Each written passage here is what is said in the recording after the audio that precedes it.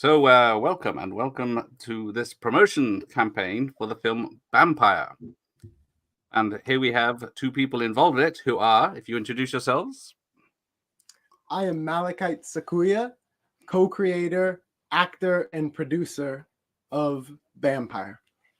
And I'm Zoe Wassman. I'm the writer of Bampire and also one of the producers. And I'm an extra in the film, so not as big of a deal as he is, but I'm in the movie too. So we're all pretty integral to the Bampire process on our team. There's only so many of us, so we each take on quite a few hats, as you can imagine.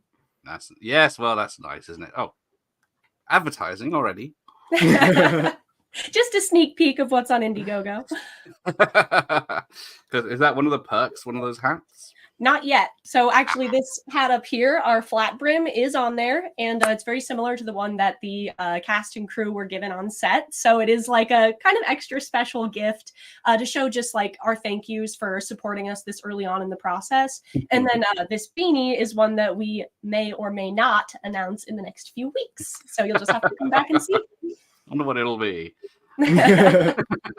Surely you didn't get one printed up just for this. The one vampire beanie to rule them all. Is it going to be washed first before you give it away? We did we actually got like 3 beanies printed up by our friend. Did it just for fun because we are out of money. So right now it's little help like that's helping us get by.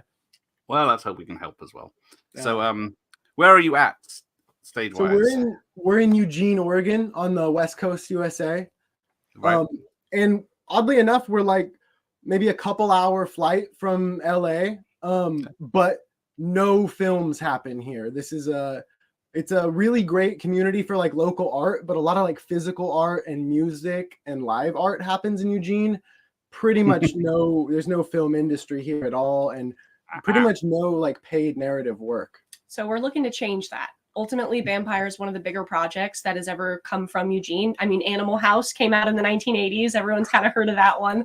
But this is one of the larger undertakings that just our local filmmaking community has really like gathered together to create. Like, this isn't being produced by a major studio. There's only a very minimal, like whatever we absolutely need to make this project work. Like, that's what we're spending money on. So the budget is very small. And a lot of the people involved actually are just doing it because they love making movies, which is something that we don't get enough of in this industry. Well, yeah, that is rare. Someone having passion to make the film. So yeah.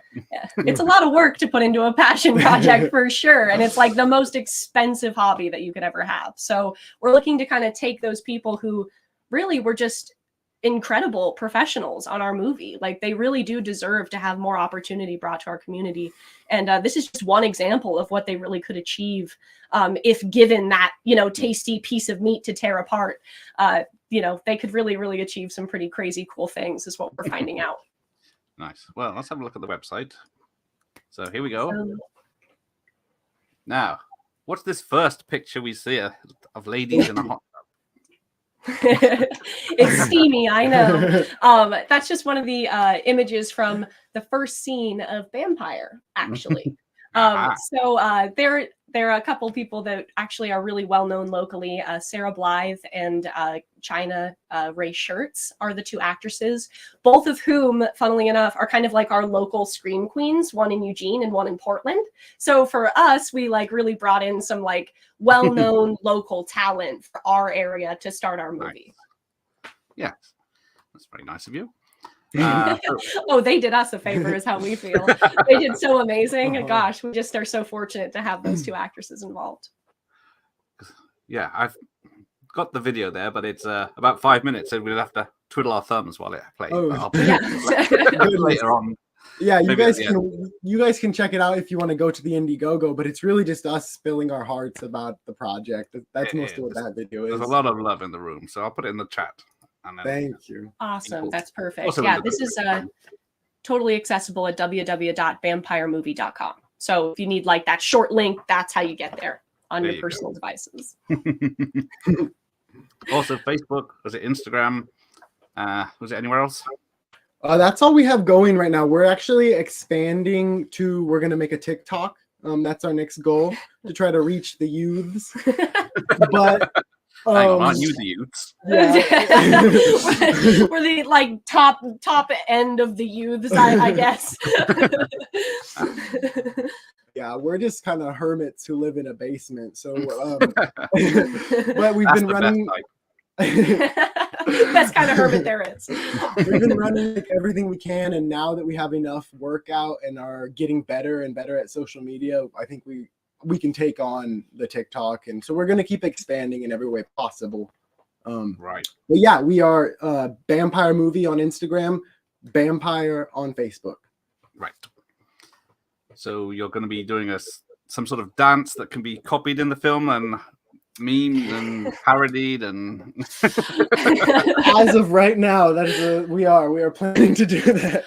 Honestly, like there was a moment where we were like, in this movie there's a campfire scene where everyone's getting a little drunk, they're enjoying themselves, there's a little bit of like homespun music happening, and we were like, well, I guess it could be if, but ultimately the actor kind of in charge of like carrying out that sequence, one of the first things that he said when we met with him on the car ride from the airport was like, you don't expect me to do a TikTok dance in this scene, right?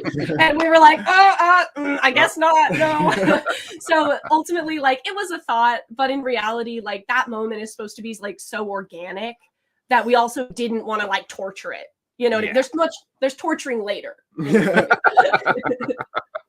Just not a dance in per. We'll spare you guys that. Yeah. So yeah, we've got Fran Sanchez. Evening all. Howdy. Howdy. Thanks for joining us. Jay Harang, who's asking, were the Twilight films not filmed in Oregon? They were. Yes, we are actually the second, I guess. I mean, I don't know if there are some other like niche vampire films filmed in Oregon, but as far as I know, we might be like one of the second vampire movies. Well, as long as yours doesn't sparkle, we'll be all right. Yeah. That's when the film lost me. All the body glitter. Yeah. I thought, what's he doing? He's out in the sun. He's done for. No, he wasn't. Mr. Dannenhorror, welcome. Yes, new friends are here. Yeah, Canada used to be the place to go. Now it's Georgia. But yeah, and next it's going to be Eugene. Yes. I'm trying to think. Eugene, Oregon. Where have I heard that in a film? Was it Twin Peaks or Fire Walk with Me or something? Honestly, like Oregon is such an interesting place because we have such a variety of landscapes here. Like we've got coastal, we've got deserts, we've got forests, we've got mountains, we've got hills, we've got flatlands. We've kind of got it all in a very short or small, space. So actually probably like more than we would expect is filmed here, especially in terms of like B-roll, certain like, I know I've seen like some, city corners, that kind of a thing from Portland, just kind of like thrown in, splashed into different movies. So I bet you that there's more going on here than we even realize. But I know for, that really for all the assets that we do have, Oregon in general is kind of lacking a film hub. Like the closest we've got is Portland, and they do put out some wonderful projects. Yeah. But for being so close to LA, having so many natural resources, having so many and such an emphasis on local artwork, really like we're kind of just like rearing to be given an opportunity to become, the next Georgia or because Canada. It's a weird slogan, but yeah, I guess what's Georgia got? The tax breaks mostly, isn't it? Plus it's got all the scenery that people like. Yeah, I mean, and actually Eugene has a similar program. So if anyone is an independent filmmaker in Oregon, but specifically in Eugene or any rural area outside Portland, massive tax breaks. I mean, we didn't ultimately get any for Bampire because our project is that small. And has that small of a budget that we don't even qualify for like the local help. But that is really a pretty viable option for anyone who is a creator in this region to just make it outside of Portland. And you've got a lot more options in terms of what kind of tax breaks you can get. Yeah, Mr. Dan's obviously going through the website right now because he says you've got Diane Franklin. Yes, the lovely Yes. sir. Oh my gosh. Diane is just the coolest chick too. She was so great to have on set. Yeah, what's she in, like Last American Virgin? Is that the one I'm thinking of? Mm-hmm. Oh yeah, absolutely. Yep. Better Off Dead. I know her from Bill and Ted's Excellent Adventure. Yeah, that's mentioned. And then and she's doing like a horror she's been doing a bunch of horror films in like the last years too. So check her out. Like that's kind of her current wave as an actor, and it's really cool that we happen to be making our first film as a production company, and it's a horror film too. And we've been watching her since we were kids. It was amazing. But yeah. So Bampire has started as this tiny little project that we self-funded, and we started a production company for just last year, so that we could, handle all this and figure out the legality. And it's been a huge amount of work, and we set out to do it no matter what. But we didn't know we were going to get Diane Franklin or Greg fucking Sestero. I mean, we dreamed of this, but it wasn't for sure going to happen. And it's just grown bit by bit. More and more love has been poured into it. So that's where we're at. We started Path Films last year, and have failed upward into this crazy place where it's like the footage we've captured for this film will blow you away. The people who have gotten involved, we are just utterly humbled by, and thankful for.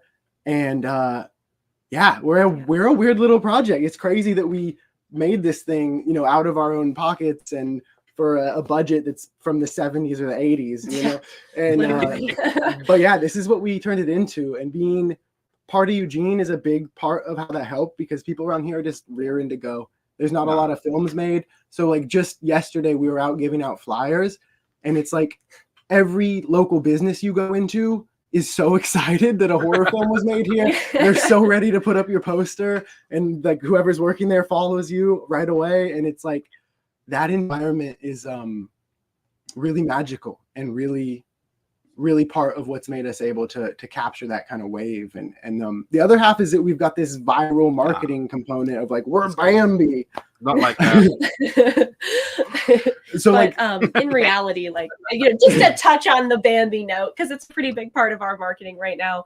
Our movie is based off of the original novella by Felix Salten. So it is not based on the Disney cartoon, nor the themes ventured in the Disney cartoon. A lot of our narrative was inspired by his themes and his allegories for nature being a very violent place. The Bambi take is a lot more man versus nature. But in the original novel, it's a lot about this inherent struggle of any creature trying to survive nature.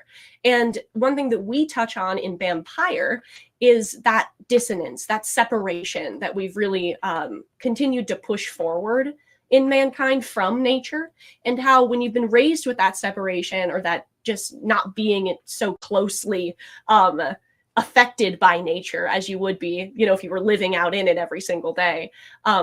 We kind of want to look at what happens to people who venture into nature with that expectation of it being safe, without, having that experience of, wow, this place is actually a lot more dangerous than I've been led to imagine. So we kind of leave behind all the furry, fluffy fun in the Bambi movie, and we really kind of focus back on this very warlike setting that nature can bring.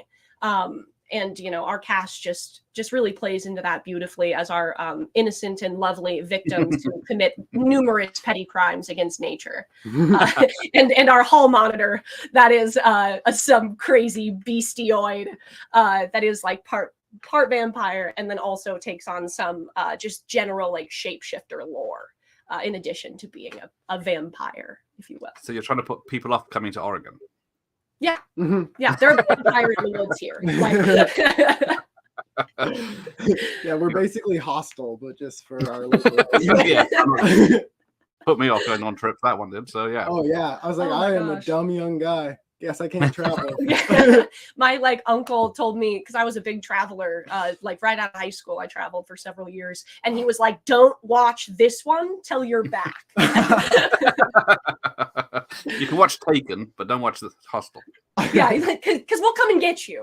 Don't worry, we're gonna Liam Neeson the shit out of this. But oh my gosh. How old are you two, if you don't mind me asking? I am 30 years old. 30 years young. And I've been living in the gutter this whole time, just working on becoming a decent actor. And nice. We live in Eugene where there's not a lot of acting work. So that's my life story. I'm 26. I'm ultimately from rural Alaska. So I grew up in the north for 20 years of my life. That's where I was raised. And ultimately I moved back to Oregon just to be around family, and kind of have since like met such an amazing group of local artists that really just, like opened their arms to me as a writer and just a potential helper, you know, to their like local scene. And since then I've never really, like, I came from a really small community, right? And I just wasn't sure if I would ever like find that feeling again of just being held or being supported, or have people just be excited that you're doing something because you live where they live. I just wasn't sure if I'd ever find that again. And since, you know, moving to Eugene, I really genuinely feel like I have. And that's pretty special. Like, I feel like that sense of community, a lot of people don't get to experience ever. And the fact that, you know, I managed to find that with my like local art scene in Skagway, Alaska, but now, you know, have really just been accepted into this, you know, Eugene filmmaking community over the last like 4 or 5 years. It's really incredible. And I just thank you to anyone who's watching from Eugene for just like, you know, letting me be a part of it to such a big degree, because it's really been the best thing that's ever happened to me. So yeah, that's nice. Because when I think of people making films in a small town, I think of the Simpsons episode where they're making the superhero film and everyone's fleecing the $10 for a nail. And a funny thing is, Eugene is connected to a city called Springfield. I don't know if you know that, but our Springfield claims to be the real Springfield from from Simpsons, and we have that is true. I think I've seen it on the map, haven't I? Yeah, we got murals up everywhere, like Homer Simpson all over town. So funny. It's wild. So then you've also got the king of independent horror films, Lloyd Kaufman, on your list. Uncle Lloyd. Yeah. He's been really wonderful. All we've really been telling people about his involvement is that it takes place in a strip club.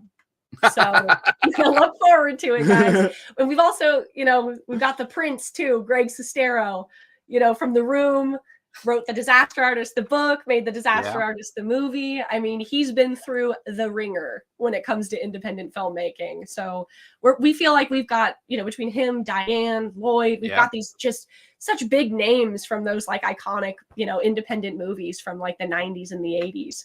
And Lloyd's case, the 70s too. Now, you may have to have the same problem I have. You might rack up some nemesis, and I got an arch nemesis in the chat, Alucard. Unfortunately, I haven't blocked him. He is a big advocate for low budget independent horror. So, hey, Alucard. He'll have his redemption arc, right? He's how we need him on our side in the end game. Well, we'll see. But right, let's get back to the top. So we are 30% in. When did this start? We've been running for 1 week so far. Okay. Yeah, we're feeling really thankful and really excited and proud of our first week. And it's also still like the most terrifying thing ever to kind of like just hope that you'll reach the goal and find a way to ask and to get the word out. But yeah, we're on a really good trajectory. We're really confident that we will meet our goal. And one of the big pushes right now is, can we get enough action early on so that Indiegogo will sort of pick us up and start to promote us? Right. So this second week is like probably the biggest week in our whole campaign, where if it goes well and we can reach say 50% before 2 weeks, probably we will be featured because it's got a lot of momentum behind it. But if it was to fizzle out, that's what we're like really fighting against. And that's the big fear. Yeah, but just to put that in perspective, in our case, it's 1 executive producer credit. So if there's anyone out there who's like, gosh, I know this is going to be a hit, I love what you guys have, and you just want to really help us like get to that point, you know, whenever in our campaign, that's kind of the magic of it. It really can be like it could be one person right now. It could be 1,000 people each giving us, you know, $3 or whatever, $5. But yeah, any support helps. And we really are like, you know, still at that level of looking for people who are just willing to invest in what could be a really sensational movie. You know, right now, just to give our audience kind of an idea of where we're at in the process of making this thing, We've gone through all of our pre-production, so all of our planning, all of our strategies, like that took us a year and a half. Like we were working on this thing way before we started filming.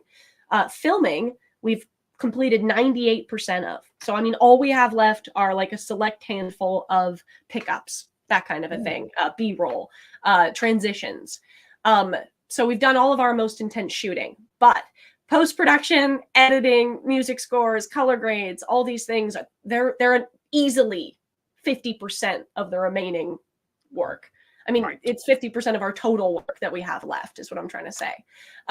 So really, like, even though we've gotten so much of the really like high stakes, you know, cannot fail moments behind us, we still are definitely at such a crucial point where ultimately, if we, heaven forbid, weren't able to raise these funds, then it's just going to take us like significantly longer to get this movie out to the public, because we really have put everything that we've got into it so far.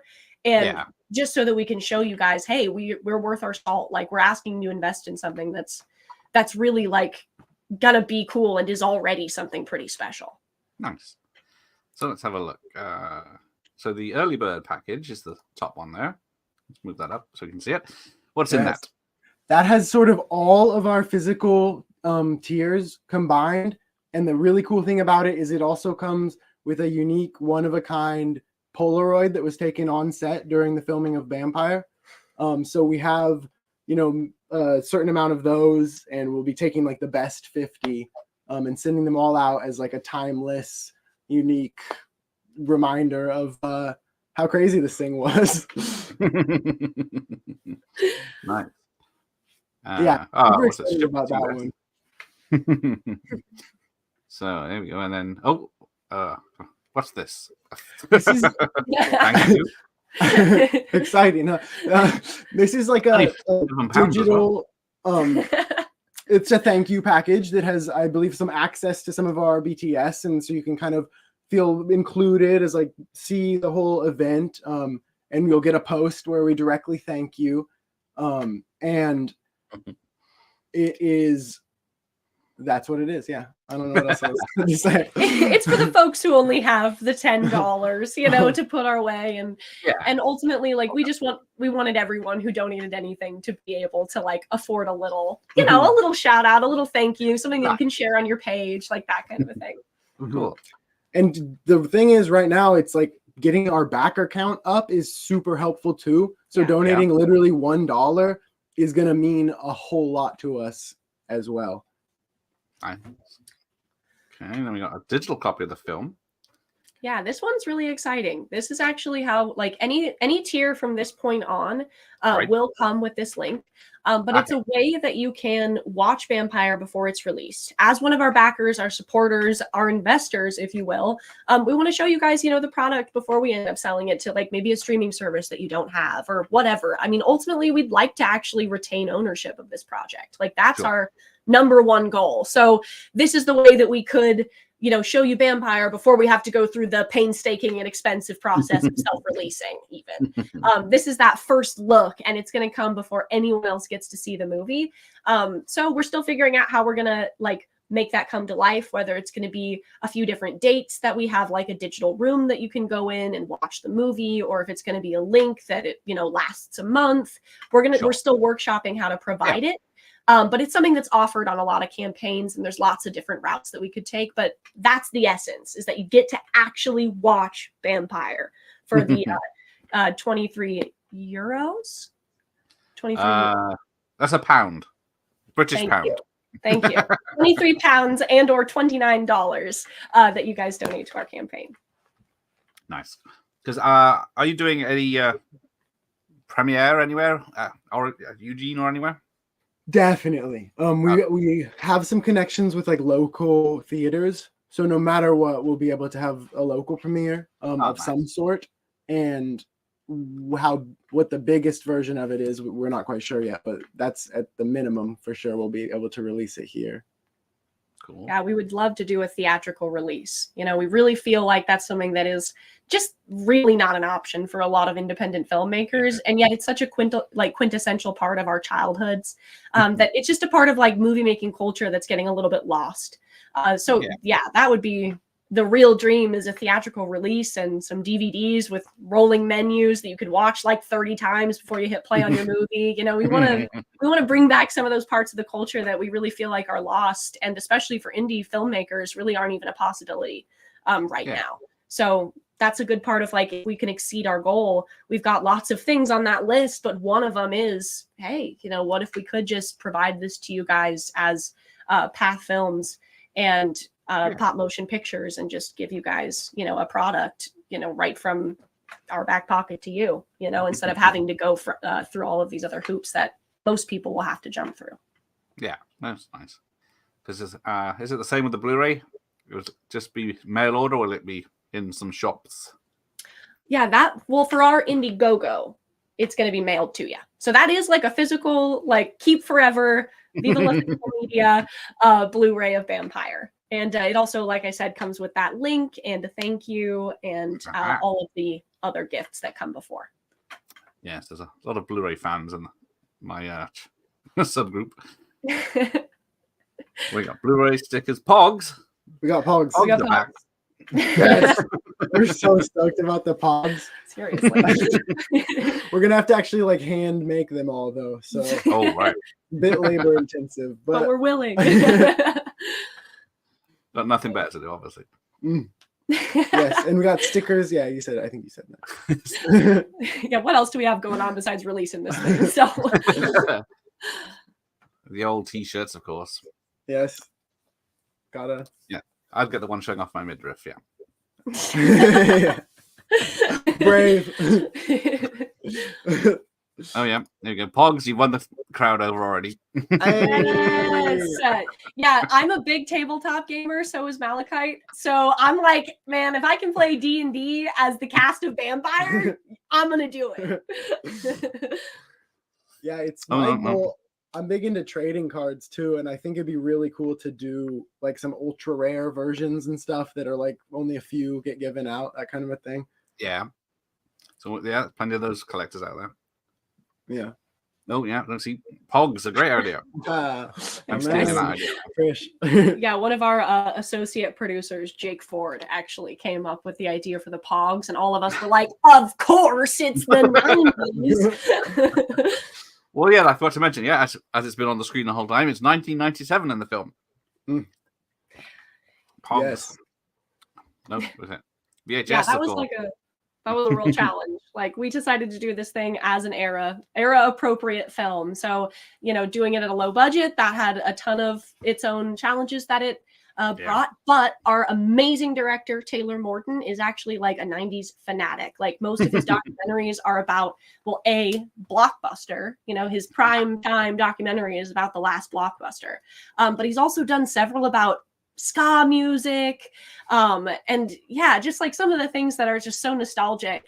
And so we've got someone on board who like really has like the flavor of the 90s down to a science, and was just an amazing asset on helping us keep it all era appropriate.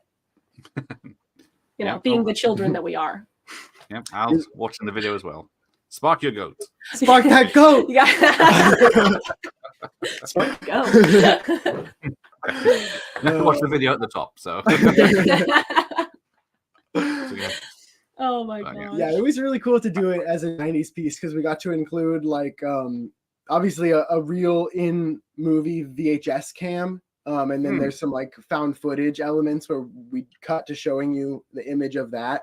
And that was really cool to play with as a prop and also as a perspective of like, oh, it gets dropped and now you are hopeless on the ground, kind of moving to this camera's perspective, watching terror unfold.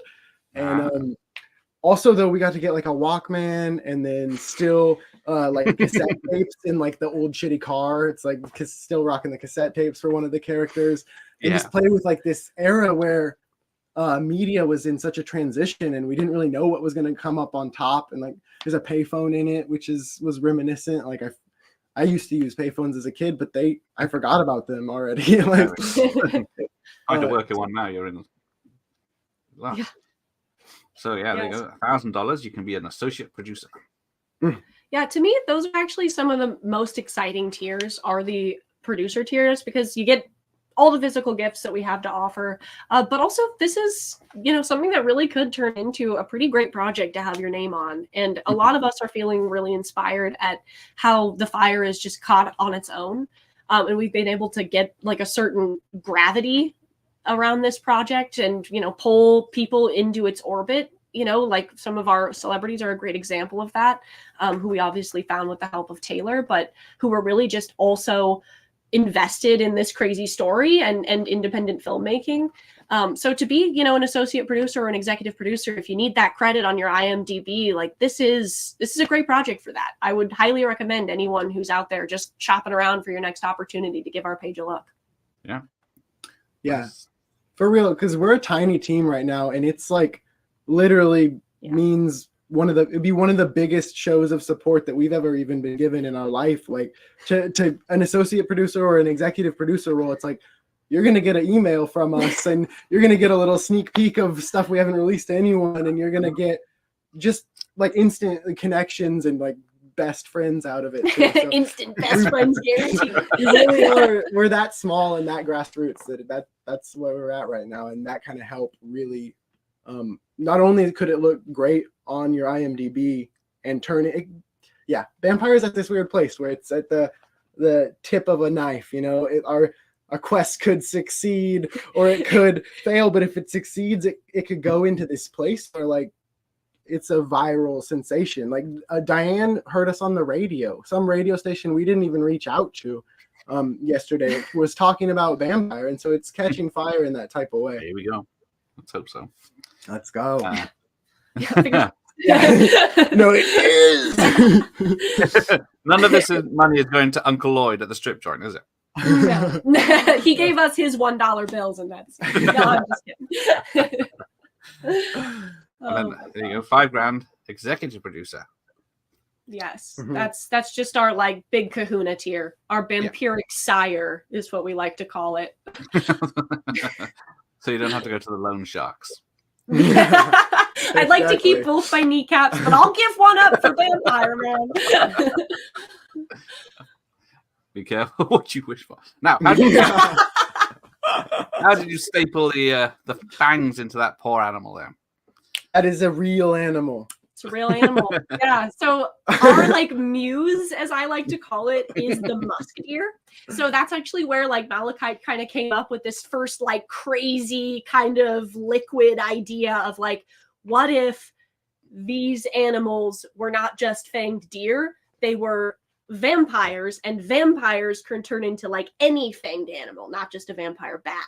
And so like we're like, oh, it's like a deer pyre. That's so weird. And it was like 2 years before we started actually like developing that into a screenplay. But yeah, like for a long time, this like the existence of this very real creature played a huge part into like the lore of our story. And ultimately, just I know the plot synopsis is also up there, but in brief, our story is about 5 community college students and their professor who all venture out to explore and document some evidence of the musk deer being in the Cascades, which is not real. That they do not live in the Cascades. They live in China and some in Siberia. So they live like at this latitude all around the world, but they don't live in America, in North America, in the Cascades. So our idea was, what if they found evidence that they did?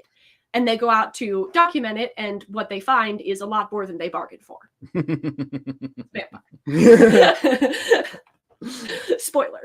Well, I don't need to see it now, do I? Just ruin the film for you guys. The film. So yeah, there we go. The who's who. Oh yeah, like I know we've already talked about our celebrities, but just so you guys know, we've got talent from all over the Pacific Northwest. We mentioned Sarah in China, who are from Oregon, but we've also got Katie Gibbons as one of our lead ensemble. She lives in Olympia, Washington. We've got folks from Michigan, folks from LA, and the majority, like 90%, I would say, of our crew is actually from Oregon as well. So everyone involved is just amazing and really pursuing that upward momentum in their career on their own as individual artists. In addition to our celebrities, we've got incredible talent on this piece. And some poor child you wrote in. Yes. And we have victims. No. We did. We ran a nationwide casting campaign or casting call, and we actually got Weston from Portland, just 2 hours away. Nice. He was the most fitting and capable child we could find, and Jeff Brosey as well, also just right from Portland. So I think that might be what you have to do to get top tier acting in an indie film, is just pull from really wide, but find those people who are at the point in their careers where they really want to be part of the project and they're willing to do it for the lower end budget, because it's part of their reel, but they're just coming out of that. So we watched auditions from like 360 people, and almost there was just like one person per role who actually came out as just top tier skill level, also willing to do it for the ultra low budget wage. Yeah, like we saw an amazing amount of artists, and several were just like phenomenal, clearly, at what they were doing. But this is kind of like, I guess, a little bit of a short personal anecdote. But my grandmother told me that when she had her sons, when she saw them for the first time, it felt like she got struck by lightning. And I will say, not that these are my children, but when I saw the people that we cast, their auditions, it was like getting hit by lightning. When we found the people that we were like, that's Danny, that's Nanda, that's Branson, Nice. It was just so obvious. And that was what we really had to rely on for our instinct, was just, hey, we see it. It feels right. It feels good. They don't live here. We'll have one opportunity to rehearse before we have to fly them to Oregon for 2.5 weeks. Like we have to just bet that they can do everything that we need them to do in 2.5 weeks. And we've never met these people before. We've never worked with them before. So going from our gut and just saying, like, that's who I want to see on screen representing this character.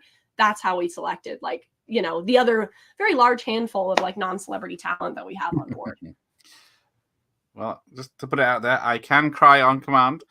I do have to hurt myself first, but I can happen. We'll get you in a movie. I expect you flown. Concorde's not around, but first class in Virginia.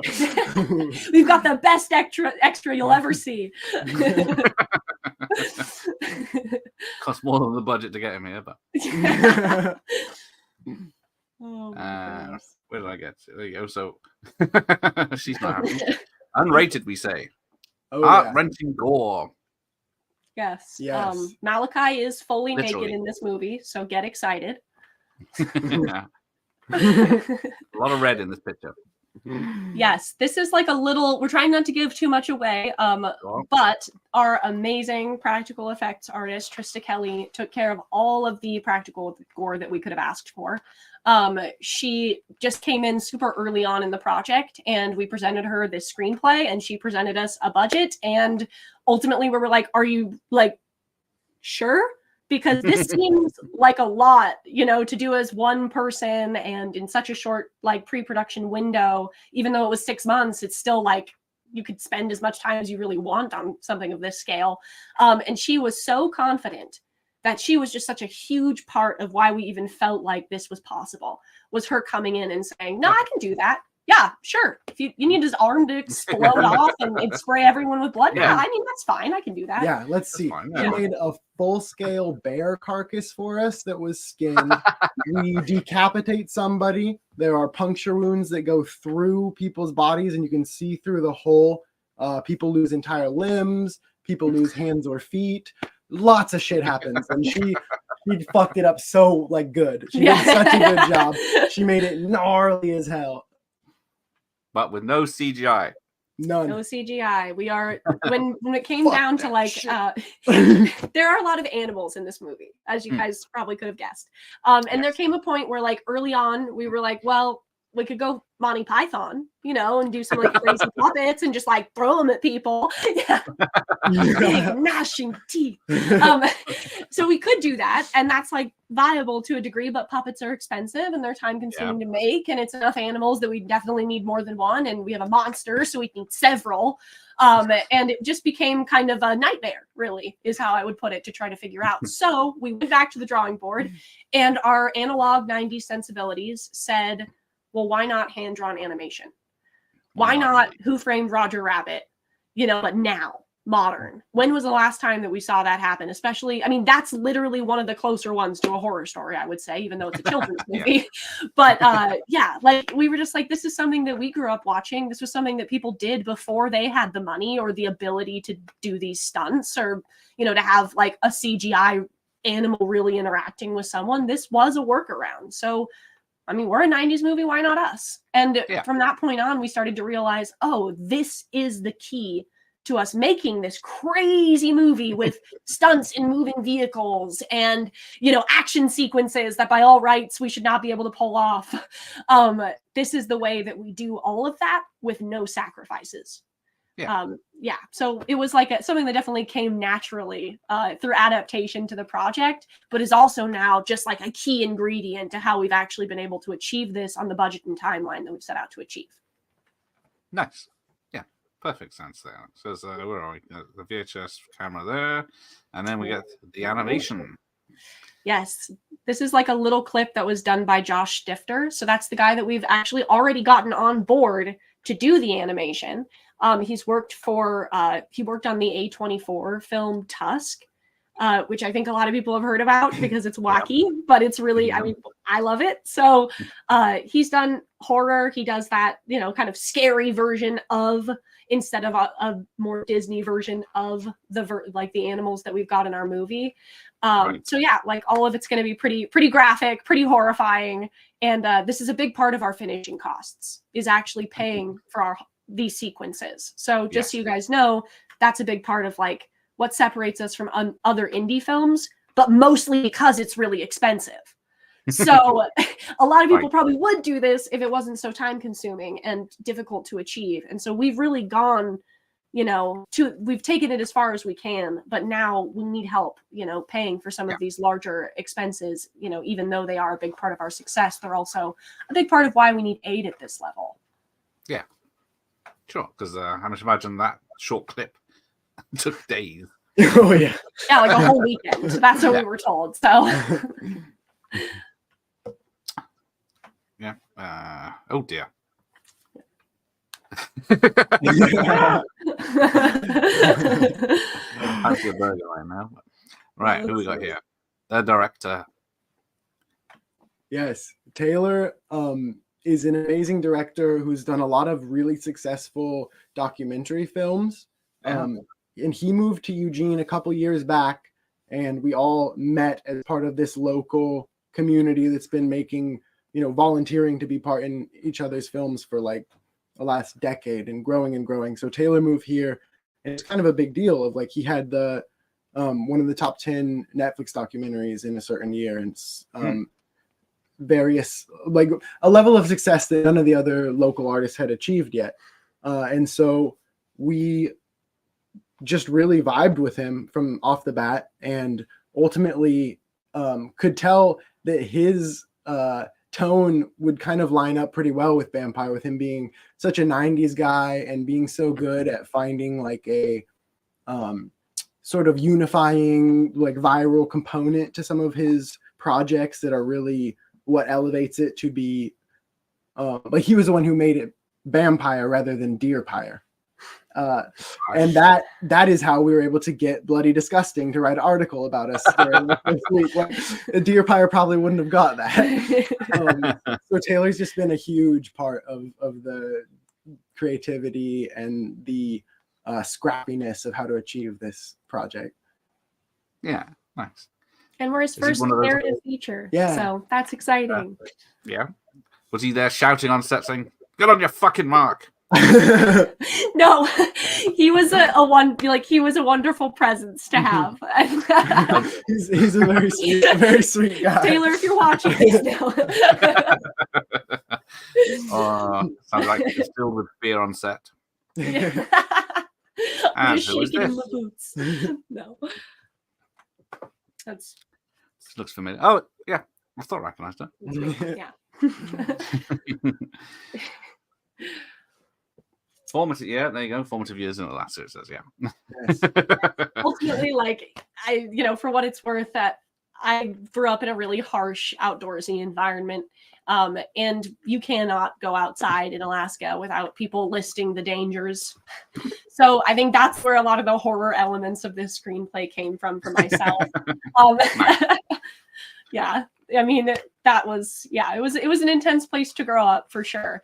But I also think it gave me like a little bit of insight into like how nature really is not so separate from humans when you're experiencing like 22 hours of darkness, right? And everyone is feeling exactly the same way. And you can tell when you walk by each other in the post office because no one's smiling and no one's looking at each other at all. It's kind of like, oh, how separate really are we?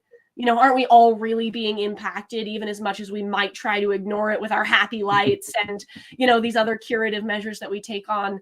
That was really where that separation I started to see, this unnatural separation that I started to see was really just like exposed pretty aggressively.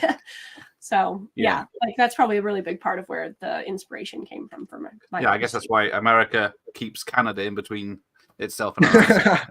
yeah. They're afraid. Yeah, we can't deal with the moose. They're big, man. Like, you don't want to.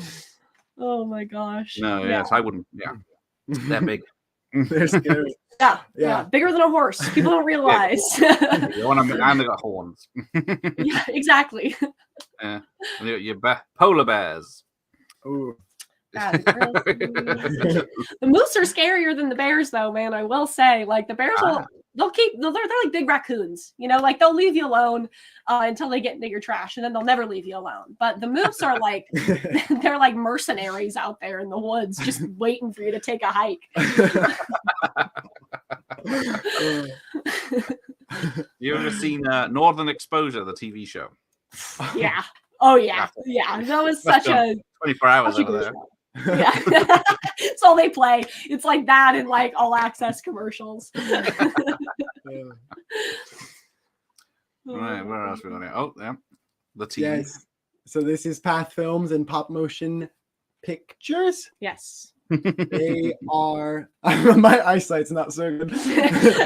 We are the two independent production companies responsible for bringing you Bampire. And like I've been saying, we're really grassroots, really small companies that also are willing to die to make a good film. We hate bad films, so that's how we pulled it off. By all means, Bampire is a crazy thing, and the fact that it succeeded so well is kind of like a miracle. But the willingness to kill ourselves just to put all of it into the project, I think, is how we achieved it. And Zoe, as a writer, is incredible and has many great screenplays. So for the future of Path Films, that's kind of one of the real big cornerstones we're going to build this production company off of is unique screenplays that are all quite different, but very, very heartfelt and grounded and interesting. Mm-hmm. I like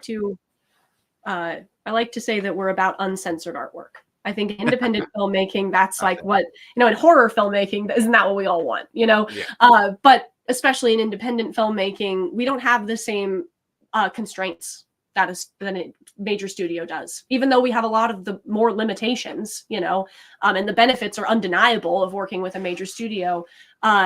We don't have to obey any rules. We don't have to hit any margins. We don't have to cut anything just because some studio exec has walked through our set that day and doesn't like it.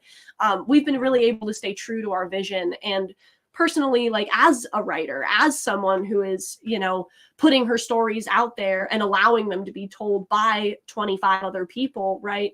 That respect toward the original content, toward the story, toward the real heart of the piece is something that I've not seen a lot of, and it would make me worried as an artist going into those other pathways into film, like a major studio or even working through a union. That would concern me. And I know for a lot of artists out there, working for a major studio is just not an option.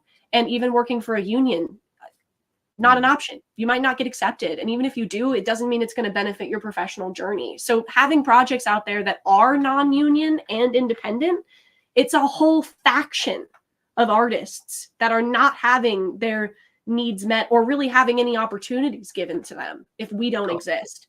So, you know, just so that everyone knows out there, like independent filmmaking is something I personally really believe in. And as someone who's, you know, putting her artwork that really arguably takes the most amount of my time is the writing these things, right? I really want them handled with the most respect, and I would choose this avenue again. Okay. I would choose it again and again. It's something I think, you know, I'll be back out in the woods fucking next year making Vampire 2 if I can, you know, even though we just went through what we did. Sure. So there's no sensitivity consultant checking your script. No. Insensitive consultants only. Yeah, and there's no rich guy in a nice suit snorting lines of cocaine and telling us to put a giant mechanical spider into the end of our film. That would have been gold, and you know it. Brilliant. That's all we're missing. Get the animator on the line. What was the Coke budget on this one? Gosh, yeah, I can speak to this. What do the kids have these days? So when we say like the budget really was from the 80s, we mean it. You know, it's like we're working on a budget that it is abysmal, is the word that I would say. And it really, large in part, the only way that we made this happen was by people saying, hey, if it means that we get to make Bampire, I will wait to get paid. I want to make this movie. So if that's what it takes, I want to get paid. You know, I want me some money, but I can wait, you know, put everything that you have toward the production of the film. Oh, good. And so, you know, in terms of our like hard cost production budget, we are well under $50,000. We are well under, almost maybe just above half of that. And that's just crazy. I mean, honestly, if you really think about the fact that movies right now are being made for not thousands, but millions of dollars, millions plural. What we have done is, it's not just insane, it's improbable. Like, it's verging on impossible. And that's why we use the word miracle. It's literally miraculous, because if anything had gone wrong internally with what we had just set out to do, right? Yeah. We wouldn't have made our schedule. But if any of the other, like 100 challenges that were external from our planning, that were things we could not have anticipated, if any one of those things had not been handled quickly and efficiently and well by not only the leaders of this project, but literally all of the other 20 people as well, in moments, just stepping up and saying, hey, I'm going to make this call. I'm going to make that decision. This is going to protect Vampire if I do this right now. And therefore, we never even hear about it or have to deal with it in a moment. If any one of those literal 100 challenges that we faced had been allowed to grow, consume, and even digest that effort that could have gone into Vampire, we never would have made our schedule. Like, it is so crazy to me and just insane that these people agreed to do this project to begin with. But the fact that they took it on personally and made its success the most important thing in their lives for 3 weeks, 3 incredibly grueling 16-hour day weeks. Yeah. Yeah, it makes me cry. It makes me literally cry sometimes when I think about how much effort people gave to this film. Yeah. So it really is like, we're going to finish this thing. You know, we're going to finish it strong. We're going to polish this gem to be absolutely the most beautiful that it can be, because really every person who's worked on this deserves that as our primary goal at this point, is to take all of their effort, to take everything that they've already given and to give it that final coat of paint. Because man, don't we know that you don't realize how important the music is until it's bad. You don't realize how important the color grade is until it's bad. And the audio engineering and the audio mix on underlying the music too. That's one of those things where it's like, that's one of the largest limiters of if a project is even watchable. It's got to have good sound. It can't be too jumpy volume levels. It's got to have good leading transitions. It's got to have good Foley, or else it's just not going to feel professional. And we absolutely need to put a lot of effort and therefore a lot of money to hire someone who's actually really capable to be able to do those things for us. Okay. Yeah, you don't want us doing that. No. Well, it'll take so long, and it also will never be as good as it could be if we paid the person who's been doing it for the last 10 years. Exactly. Crazy story though, we almost got kicked off of the set while we had Diane Franklin on set, and me and Zoe had to like just shoot the shit with these local security guards, and basically I was like, I'll do dishes for you guys, I'll do whatever I gotta do. please, you don't realize like this is gonna cost us everything. And to their credit, they let us stay, and just so many moments like that where like really it was like trying to take this thing all the way to Mordor. It really was. It's a good way of putting it. Yeah. So you're saying it wasn't filmed on an iPhone 4? Hell no. No. One of the amazing things we do have in Eugene is there's a big enough local filmmaking community who have good day jobs that they've purchased themselves some pretty solid equipment. So I'm not like a camera guy, but I know we were shooting it on legit ass cameras. Legit ass. And also we shot on real tape, and then we upgrade the real tape to be the found footage stuff. So we don't shoot digital and then downgrade it to look VHS. We're about the real physical media and pulling in those archaic, no, I shouldn't say that, those beautiful mediums of the past. Saying it's not going to look like the video dead. No, we're bringing them back. Now, there's a lot of sad, lonely old men in my subs group. They'll want to know if there's TNA in it. Oh yeah. Oh yeah, and Dick. and V too. T-A-V. The whole fucking alphabet. Yeah, I am fully nude in the film. I'm partially nude. Zoe's partially nude, and there are multiple I think all the other nude actresses are females, so you just get me. Yeah, he really carries the weight. But I think you guys will probably appreciate it that way better. 6 months in the gym. Yeah, no, it's a very hot film. It's hot. It's hot and heavy. Steamy. Yeah. Yeah. It's got a lot of heart too. But they don't care about that. Oh my gosh. Yeah. Everyone who so. Little tiny side note, I'm a pretty modest human, but man, I got naked for Bampire, and I would again. And I feel like that's how the other actresses, from what I've personally talked to them about, I was on set as the assistant director the whole time that we were filming. They all felt exactly the same way. We were working with some individuals who, many of them work in the horror industry, and they have not taken that leap yet. And for this film, they were fucking willing. So if that's a testament to the writing and the production quality and the production value for you guys, yeah, I mean, we got that. Now it's a horror film. Yes, yeah. We all died hard on this film. Like, people threw themselves through the forest. We had to be like, no, be more careful. Safety. Safety. I know you signed a waiver, but we need you for the rest of the film. But by all means, we couldn't hold people back. Like, they cared enough to make the moments sell. Yeah, it really does feel like a movie from the 80s in that way. There's a lot of gentlemen that'll be interested now. Not gentlemen left. We know our audience. We know who we're writing for. We like chicks too. Yeah. So. Oh my gosh. I think that's everything, isn't it? We've got everything covered. Sweet. Do y'all have any questions? I mean, like we'll answer anything. Yeah, ask us anything. Yeah. I've got 1,000 film ideas I can go through. But... Hey, I've got an email. Oh my So who's doing the music? We actually have a we don't have a signed deal yet. Right. So that is something that we are still open to having other artists participate in. We also would love to exceed our crowdfunding goal and just get some absolutely banging 90s tunes. Like, wouldn't that just bring up, us to the level of some of these film giants out there?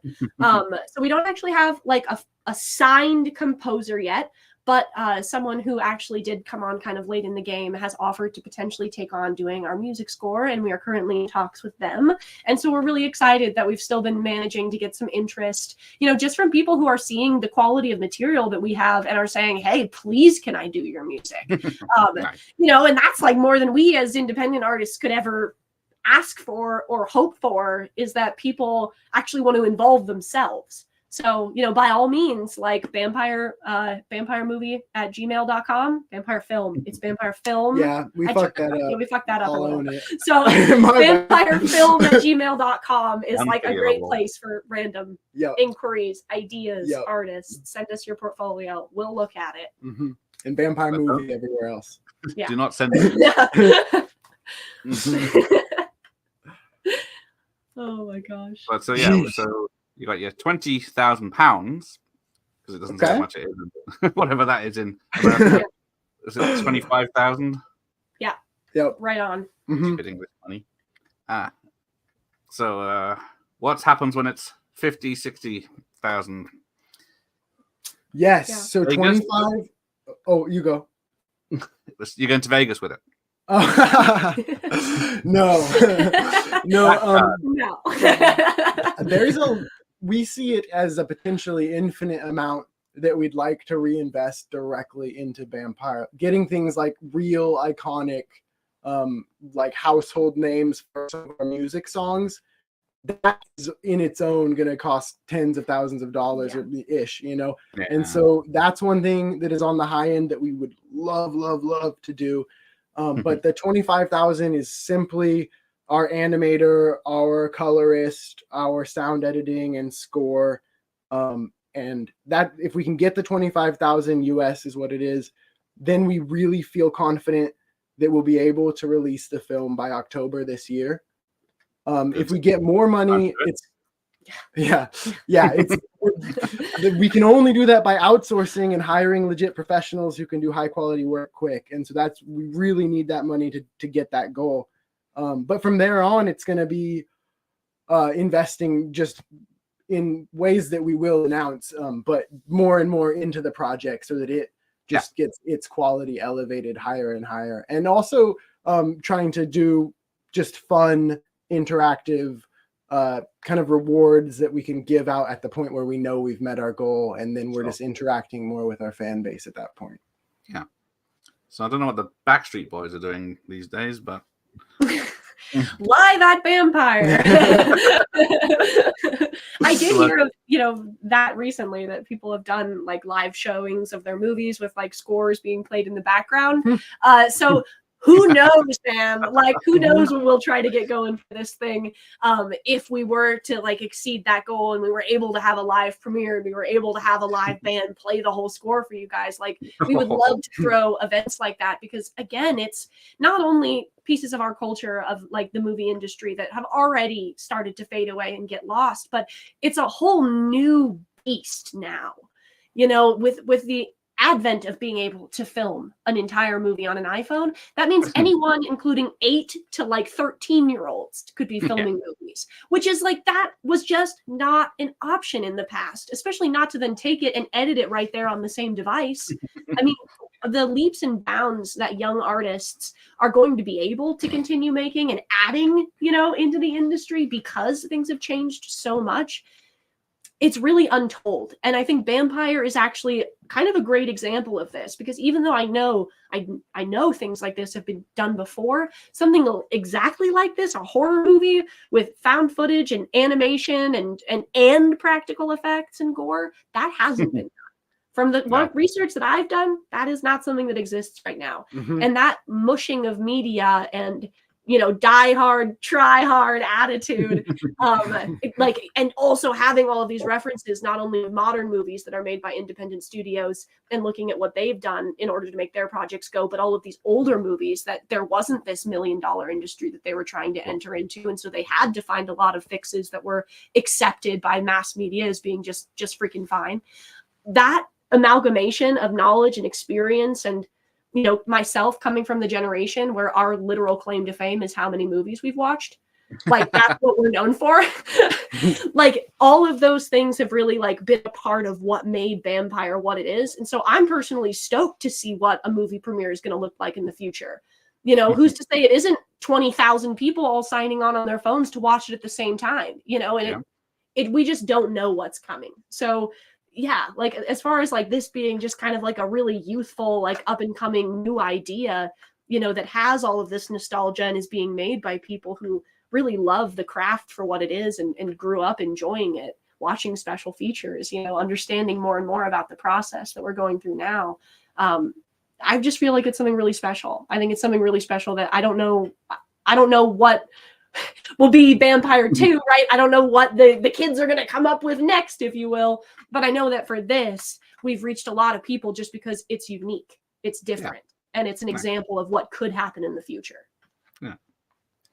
Because I was going to say, how many sequels can you think of already to make on this? We've been Is there one bouncing in space? ideas. Oh yeah, This guy. I have a like a episodic TV show that exists as a sequel / prequel to Right. Vampire, so that we can really play with this small town and the characters, you know, before you see them in Vampire, but then also the aftermath of those characters not all making it home, and Right. their parents and their coworkers and the police in the town starting to respond to all of it. We've got some pretty cool concepts, for future work. And If he could, he would chain me to the writing desk. That's what makes him such a great business partner. But this was him on set of Vampire, and I was like, please, just let me get through this one. You're letting her sleep as well. We don't sleep. No. It's Vampire all day, every day. Barely cook, barely clean. This is a dividing wall. Yeah. Oh my gosh. Yeah, we've been really, really inundated with this project, but also we wouldn't have it another way. You know, like that's kind of what we signed up for. We know that what we're trying to do is like totally impossible to a degree, and yet Vampire happened and that was impossible. You know, and so there has to be kind of like every time something like this succeeds, Malachi put it a really beautiful way, that you have to kind of re-examine your whole outlook on the world.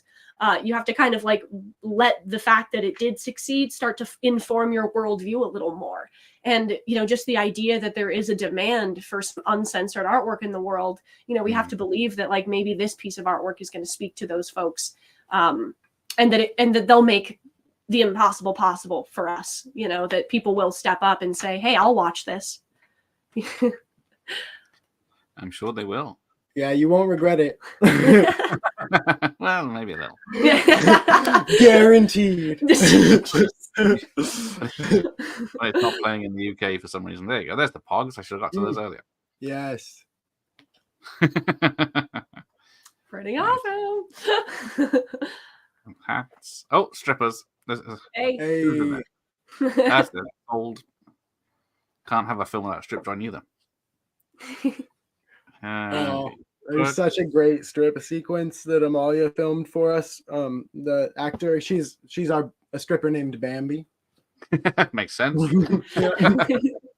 Had to put it in the film. Yeah, and she's a local burlesque artist. She's done like pole dancing and stuff like that as a part of her burlesque act, and she's also just an amazing film actress. So you kind of get it. I mean, she's gorgeous, she's talented, and she's actually got some real skill that she shows off. So, something to get excited about, y'all. Pole dancing is an athletic endeavor. Yes, it's impressive. It's very impressive. I'm not getting up there. I was actually, we were just joking yesterday, the day before yesterday with Amalia about how like all the thirst traps and the different like compilations that'll come out based off her performance. Yeah, she was like, I hope that people make like thirst trap reels about me. So well, if we have to stream our next videos, we will. So you could just take care of that. That'd be great. Right. I think that is it for me. Cool. It's my bedtime. Guys, thanks for staying up and making this work. Yeah, seriously. No, well, thanks for agreeing to it. Nice to see some young people doing horror films. Yeah, without ruining them. Pretty crazy about horror. Yeah. I don't know what to even say besides that. Yeah, I have to say, like, from a young age, and this is quick and anecdotal because I know you got to go to bed.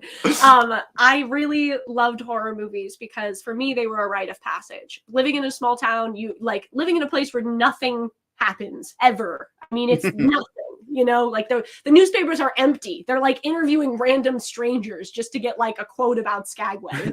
It's wild, you know, what was like how small this town really is. It's 500 people strong. Living in this really just super like in the middle of nowhere place, movies were my connection. movies were what college was going to be like, because we didn't have a college where I was from. Right. Movies were what traffic is like because we didn't have traffic where I was from. Like movies were the world, and living in such a sheltered environment. That's something I've really grown to appreciate about the horror genre, is that it makes you feel something. It brings you in and it gives you sensation. And that's a part of the art form that I really think it's irreplaceable by any other media, is that you can be drawn into an emotional environment that it may not be accessible for you for whatever reason, whether that's like my case, living somewhere crazy, or maybe even having a disability, or being, just a hermit. This is the way that people can emotionally connect and cry and laugh and be afraid and never be in danger. And those are really that's a really essential part of the human experience. And being able to explore that and give that to people, and even to make them feel some iota of what it was like for me, to be so blown away or so awe-inspired by what I was introduced to through media only. And to see the world that way, I was like, wow, what a place out there. I want to give people that sensation, even if it's in an imaginary realm, even if it's in a fantasy horror comedy called Bampire, where for just a minute you live in the Northwest in the 90s. It's something that, like I said, it can't be replaced by any other art form. And for myself, it's something that I really wouldn't be who I am today without. So for all you movies lovers out there, I'm right there with you. This movie is made by people who love movies. Excellent. One question, real quick. Can you give me what's your favorite horror film for TNA? Or a favorite? Still one A. I can go.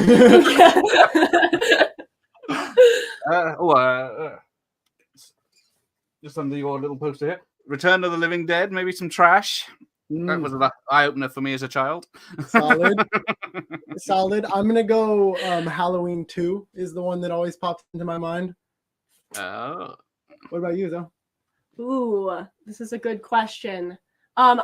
Ooh, God, but people are going to hate me. It's okay. Okay, so, and this is dumb. Don't watch it still, even though this movie is notably bad. But I would have to say it's Texas Chainsaw 3D, which is it's like a horrible sequel to the original Texas Chainsaw. But personally, and it's bad. I get it, but personally, I love the Scream Queen in that movie. And ultimately, if it's for TNA, woo, all day, that's the one that I would watch. But in general, I watched it on as the 8th or 9th movie in the string of watching all of the Texas Chainsaws. And so I think there might have been something refreshing, after all of the other crazy, sequels and movies that are out there. TNA? What? I think no. Is that the only one with TNA? Well, the thing is, in Texas Chainsaw, it's even pretty modest TNA, but I think Zoe just really has the hots for the girl. I mean, if you're asking me. Which one's that? Your thing, cuz. Yeah, do your thing, cuz. Yeah. I love that line, actually. For me, something about the story and the lore of Texas Chainsaw 3D, I think actually is kind of cool. I mean, it hits a spot for me too. That's what I'm I know that it's not, that 80s fever dream that the original sequel is. It's just wonderful and so weird and quirky. But it is another sequel of the events that happen immediately after the first movie. And it's got some aspects of it just being a small town, a crazy thing that happened in this small town in reality. And this, Scream Queen coming back to this small town and finding that she has a deeper connection to it than she ever would have hoped. Right. So, I mean, it is what it is. Give it a whirl. Watch it in 3D. Fuck. That one must be My Bloody Valentine, the remake in 3D. About 5 minutes running around naked. That's most of them. Oh yeah, it doesn't narrow it down, does it? You kind of sign up for it. No, what am I on about? I find it offensive. Yeah, we none of that. Well, have a good night, man. And you. Thank you so much Yes. for having us. Good day, I should say. Oh, But yeah. thank Yeah, you. thank you. Thank you. I will continue to promote this. Get these workshop layabouts, get their doll money out. Thank you But so much. maybe we can touch base again in 6 months, ready for the premiere. We would love to come back. Definitely. We would be more than happy and honored to be on your show again. Have a great rest of your night. Yeah, All right. appreciate y'all. I'll take care, everyone. Thanks for watching. Bye. If I can find the mouse. Here we go. Good night.